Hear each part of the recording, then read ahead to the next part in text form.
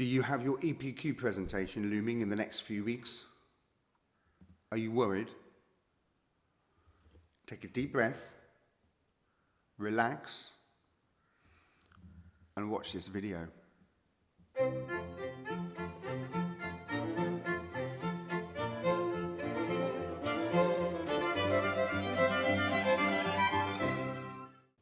Hi and welcome to another Lockdown Learning with me, Paul Holland. You're here now because you're a sixth former, you're doing your EPQ, you've almost reached the end, but you know that you've got this presentation to do. Well, you've done the planning for it and hopefully you've looked at my video about planning your EPQ presentation. We've now reached the point where you need to put it into practice, stand in front of a group of people and perform to the best of your abilities. If you are anything like me, when I was your age, this can be very daunting. This is possibly something you're not used to doing particularly. And even if you are used to doing it, or you have a particular role in your school and you do some kind of public speaking, this is quite a test because it needs you to know your material, to reflect the fact that you're probably the expert in the room on the particular subject that you've been doing now for 8 months, 9 months possibly. It's also the moment in which you bring all of your arguments together, all the research that you've done, your opinions, your evaluations, into a 10-minute to 15-minute presentation with some questions and answers at the end to an audience who are non-experts. In fact, you are the expert in the room. You're the one who knows your subject really, really well. So you have to bring people into your argument, you have to bring them into your performance, your presentation in an engaging manner. It gets them on your side. It makes them think, okay, why has this person chosen to do this subject? But it also gets them to think, actually, I'm quite interested in this subject now.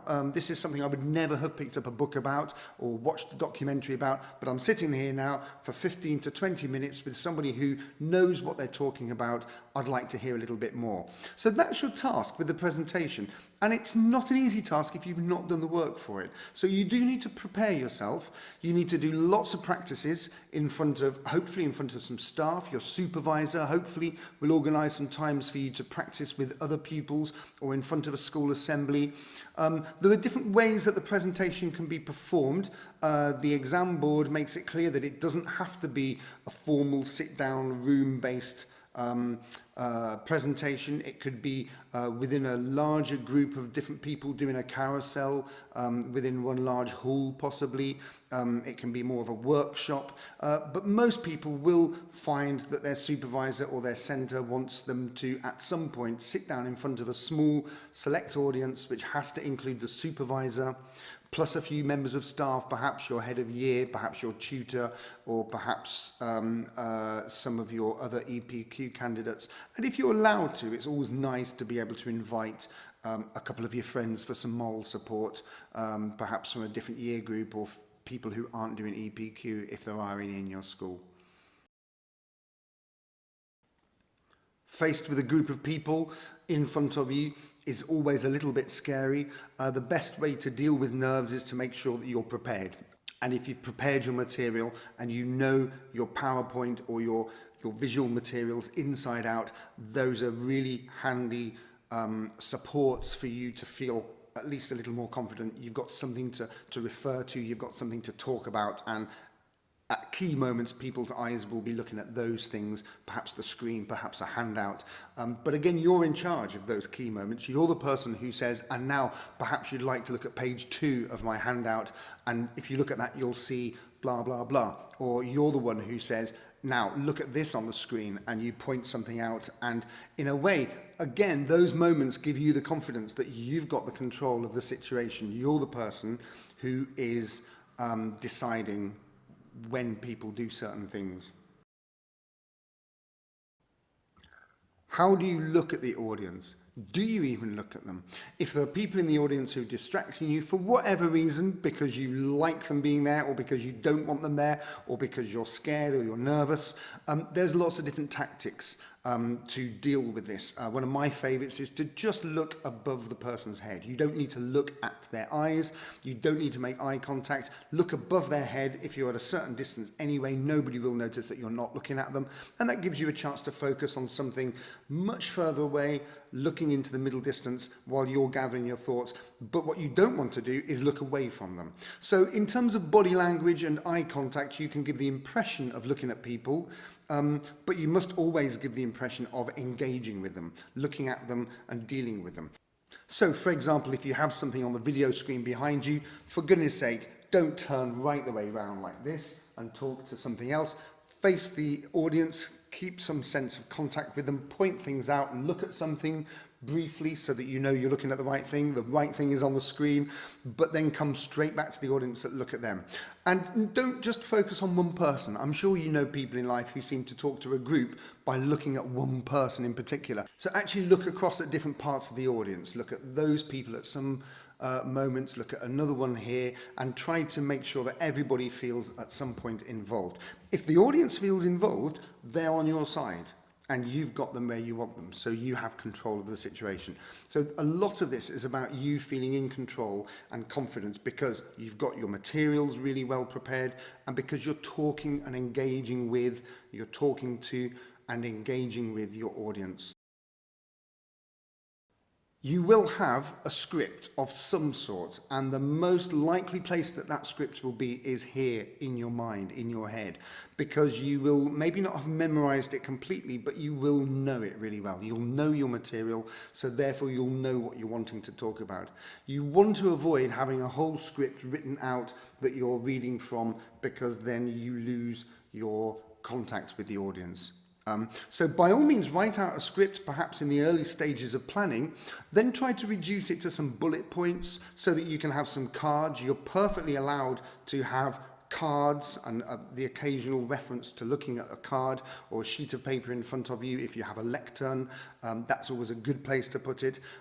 Those are good strategies, but ultimately you want to be moving away from anything that you're reading and looking back at the audience again. Perhaps you hold those cards close to your eyes so that you can look down at them very quickly, or perhaps you have them on a table just across a little bit so that you glance across once in a while. But the majority of time you need to look at the people and to focus your attention on them because they're here focusing their attention on you. So it's a two-way process, and again, that can only give you confidence. That will only help you to feel as if you're in control of the situation. You will know your material so well, and you will have done some practices, hopefully, and the result of that is that when you come to performing, you will almost certainly remember those kind of mistakes that you made in your practices. If you continue to make a couple of those mistakes, don't get hung up on that, move on, and just remember the next time you come to something that you know you've struggled with before, try to remember the strategy that you've decided to avoid it through. That should be a way to do it.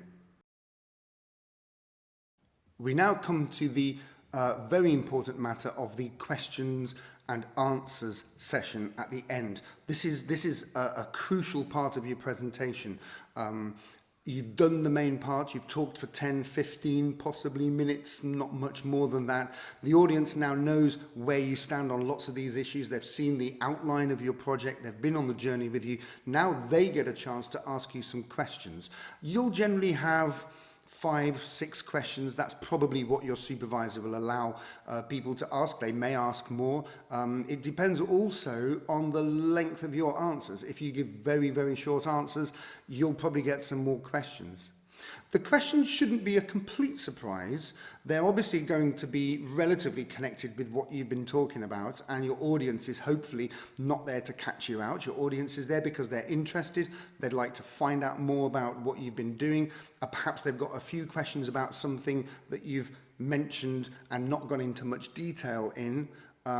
That's a clever thing, by the way, if you can do that and hold something back knowing that you might well be asked that in the presentation.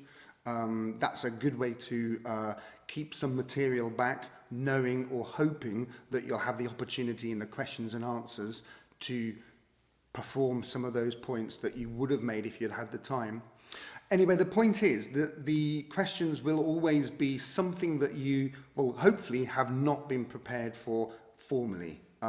Strictly speaking, this is the section in which you are tested as to how well you've done your research and how much you've got into your subject. Obviously, you're not going to know every single thing about the kind of questions that they could ask.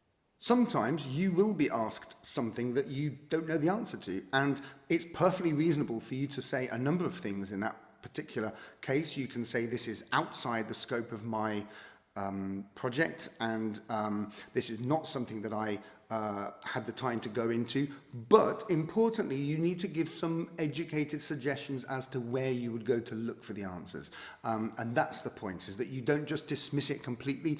You have some ideas, some thoughts. Hopefully, because you're the expert in the room now and you've been exposed to a huge amount of the research and the material that you've been building up over 8 months, you will be in a position to have some kind of suggestion as to where that person could go or how you would approach that particular problem. And that's perfectly acceptable. The supervisor will write down all about your reactions and how well you dealt with that kind of question. There may be some other questions that you would be very keen to be raised, and if they come up, fantastic. Perhaps always give the impression that you're having to think for a second or two before you answer them, otherwise it does look as though you've perhaps pre-prepared an answer, but there's nothing wrong with you having plenty of information in the back of your mind ready for the kind of questions that might come up. The question and answer session really is a way for the audience and for the examiners, if you like, the supervisor, to be able to judge how well you have broadened your research. So yes, you've done a very specific project of 5,000 words, or you've created a product and you've put a lot of effort into that, but these wider questions and answers allow the supervisor and the examiners to judge whether or not you have done a lot of the kind of early work in your research or the broader reading that means there's plenty under the surface and plenty more for you still to be able to refer to. I hope that's been of some use to you. I hope that that's given you some confidence about preparing for the actual presentation itself. Some basics to remember, partly because it's a formal situation. Your entire stance and your dress and your hair should reflect the formality of that kind of situation. So an attempt to look smart and well presented can only give you more confidence and give people confidence in you that you are approaching this in a serious and business-like manner.